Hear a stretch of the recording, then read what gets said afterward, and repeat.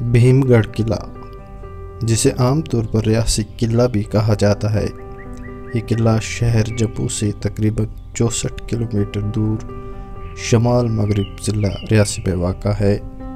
بھیم گڑھ قلعہ ابتدا میں خالص مٹی اور گارے سے تعمیر کیا گیا تھا۔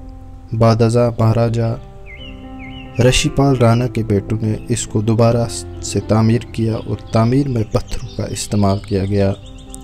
قلعے کی تعمیر میں استعمال کیے گئے پتھروں پر دل لبھانے والی کشیدہ کاری کی گئی ہے، جسے دیکھنے کے بعد انسان اس قلعے کو بار بار دیکھنے کی تمنا کرتا ہے۔ تاریخ یہ بتاتی ہے کہ مہاراجہ اس قلعہ کو کسی ہنگامی صورتحال میں استعمال کیا کرتے تھے۔ قلعے میں ایک مندر، تالاب، مختلف سائز کے کمرے بنائے گئے ہیں، جبکہ مہاراجہ کا خزانہ اور اسلحہ خانہ بھی اسی قلعہ میں ہوتا تھا۔ انگریز دور حکومت میں اس قلعہ میں قائم اسلحہ خانہ تباہ کر دیا تھا، جبکہ خزانے کو یہاں سے جموں منتقل کر دیا گیا تھا۔ ناظرین، آپ کو بتا دیں کہ 18ویں صدی میں قلعہ کی تزئین و آرائش کا آغاز جموں کشمیر کے گلاب سنگھ نے کیا تھا اور یہ 1841 تک جاری رہا۔ مہاراجہ گلاب سنگھ کے انتقال کے بعد ان کے وارث مہاراجہ رنبیر سنگھ اور مہاراجہ پرتاپ سنگھ نے بھیم گڑھ قلعے کو خزانے اور اسلحہ خانہ کے طور پر استعمال کیا۔ مہاراجہ ہری سنگھ کے دور حکومت میں ایک انگریز وزیر نے حکم دیا کہ اسلحہ خانہ کو توڑ دیا جائے اور خزانے کو جموں منتقل کر دیا جائے۔ واضح رہے، سن 1999 میں بھیم گڑھ قلعہ جموں کشمیر اسٹیٹ آثار قدیمہ کے حوالے کیا گیا۔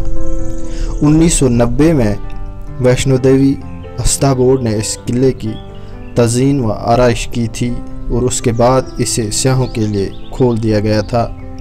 اگرچہ یہ قلعہ زلزلے اور دیکھ بھال کے فقدان سے تباہ ہوا ہے، لیکن یہ شہر میں ایک اہم مقام کی حیثیت سے ابھی بھی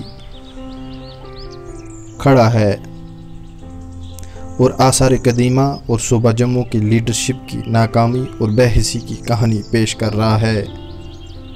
موجودہ وقت میں اس قلعے کی حالت انتہائی خستہ ہو چکی ہے۔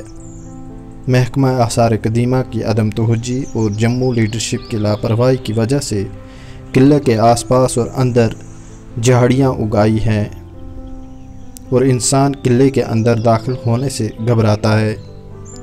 قلعے کے آس پاس صفائی ستھرائی کا فقدان ہے، کوئی پرسان حال نہیں ہے۔ گو کہ بھیم گڑھ قلعے کی تاریخ اور اس کا خوشحال ماضی جاننے کے بعد دور دور سے یہاں سیلانی آتے ہیں، لیکن داخلی گیٹ کے اندر قدم رکھتے ہی جب گندگی کے بڑے ڈھیر دکھائی دیتے ہیں تو مایوس ہو کر واپس لوٹ آتے ہیں۔ فٹ پاتھ پر پڑا کوڑا کرکٹ، گندگی کے ڈھیر اور آس پاس سے اگ آئی جھاڑیوں سے گزرتے ہوئے جب انسان قلعے کے اندر داخل ہوتا ہے تو ہیبت ہو جاتی ہے، کیونکہ قلعے کے اندر کی حالت بھی قابل رحم ہے۔ صفائی ستھرائی کا نظام تو دور کی بات، لیکن یہاں پر آثار قدیمہ کا کوئی اہلکار بھی دکھائی نہیں دیتا، جس سے یہ محسوس کیا جاتا کہ تباہی و بربادی کی آخری کگار پر یہ بیش قیمتی اثاثہ واقعی محکمہ آثار قدیمہ کے کنٹرول میں ہے۔ اپنے خوشحال ماضی کی آخری پڑاؤ پر زمین بوس ہوتے ہوئے اس قلعے پر آثار قدیمہ کی توجہ کے کوئی آثار نظر نہیں آ رہے ہیں اور نہ ہی مقامی لیڈرشپ کی غفلت سے بیدار ہونے کے کوئی آثار دکھائی دیتے ہیں۔ توجہ نہ دی گئی تو چند ہی برسوں میں ماضی کا یہ شاہکار بھیم گڑھ قلعہ بہت جلد قصہ پارینہ بن جائے گا۔ حکام کی عدم توجہی کا جو عالم دیکھنے کو مل رہا ہے، اس سے یہ صاف طور پر اخذ ہو رہا ہے کہ بہت جلد آثار قدیمہ کے اس بیش قیمتی نمونے کا نام و نشان تک مٹ جائے گا، پھر نہ کوئی گڑھ دکھائی دے گا اور نہ ہی گڑبڑ۔